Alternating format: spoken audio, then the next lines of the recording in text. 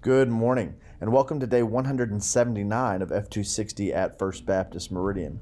Today we finish Matthew chapter 27, verses 32 through 66 by looking at the crucifixion. And there are just so many things we could possibly talk about. Matthew's presentation of the crucifixion is so rich in allusions and citations of Old Testament texts that really bring out the meaning of how he's presenting Jesus' death. And I just debated last night when I was reviewing and this morning when I was reviewing the text how to cover it. But I want to do something entirely different than what I'd considered. And I want to talk about the cross by talking about the temple. I do that because we focused a lot on the temple within the biblical story, this building that represented God's dwelling place in the midst of his people. For Jews in the first century, it was believed this was the place where heaven met earth, where God's domain just made contact with our domain. And again, that goes all the way back to the Old Testament story. We talked about at Mount Sinai how despite the people's sin, God came down the mountain and his glory indwelt the tabernacle. When the people came into the land, David wanted to build a permanent house for God, the temple. But it was Solomon who built that temple, and God's glory resided on it and in it until the time of the exile when the temple was destroyed. When the people came back from the exile, priority one was rebuilding the temple. And yet we're never told, despite Zechariah's prophecy, that this temple would exceed the one that came before it. We're never told that God's glory dwelt on Zerubbabel's temple the way that it had Solomon's. And so there's that unfulfilled expectation when we come to the New Testament.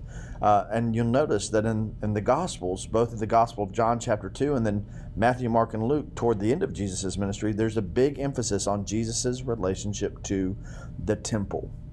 In fact, when Jesus is on the cross, notice how they mock him. You who would destroy the temple and rebuild it in 3 days, save yourself. If you are the Son of God, come down from the cross. They heard, and you again read about this in John 2:13 through 21. Jesus saying, tear down this temple and in 3 days I will rebuild it. They're thinking of the physical structural. Jesus is talking about the temple of his body, as John makes clear. This is God's ultimate dwelling with humanity. And I say that because in the crucifixion, notice what happens. When Jesus breathes his last, what happens? Suddenly, the curtain of the sanctuary was torn from top to bottom, the earth quaked, and the rocks were split. Now, a lot of times it's believed that when the curtain splits, that means that anyone can go into the Holy of Holies. But I would argue maybe it's the exact opposite. Maybe the Holy of Holies is going out to the cross of Christ. Again, from the time Jesus has been in Jerusalem, his dealings in the temple have been not consolation, but confrontation. In Matthew 24, which we looked at a few days ago, Jesus promises the destruction of the building of the temple. And Jesus in himself, Jesus, the temple of his body, as John tells us, offers a more intimate, direct meeting place between God and humanity than mankind had known since the Garden of Eden.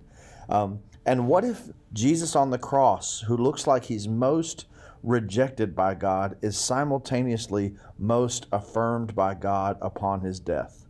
That the temple curtain tears, and there's so much more detail we could go into about this, by the way, that the temple curtain tears from top to bottom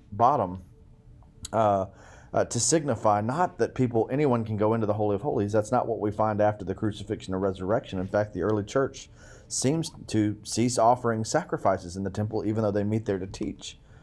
What if it's not signifying, hey, it's time for everyone to go in? What if it signifies instead exactly what we find in the book of Acts, that the God of the temple is coming out? And that if you want to encounter him, if you want to know the place where heaven meets earth, if you want to know the place where sin, not just at an individual level, but at a cosmological level, is rectified and made right and atoned for, look no further than the cross of Jesus Christ.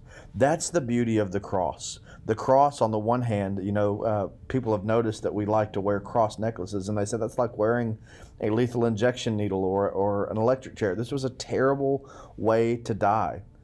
But the cross that seemingly looks like the darkest, most rejected moment in Jesus' life is simultaneously the symbol of divine affirmation, not only of who Jesus is and what Jesus has done, but those whom Jesus came to redeem. That's the hope, that all who call on the name of the Lord can be saved. And that even though we're never a people who are worthy to go up the mountain on our own, even though we're never a people who are worthy to go into the Holy of Holies, the Holy of Holies has come out to us in Jesus, and we can encounter him by grace through faith at the foot of the cross. I hope this helps as you read, reflect, and respond to God's word. I'll see you tomorrow.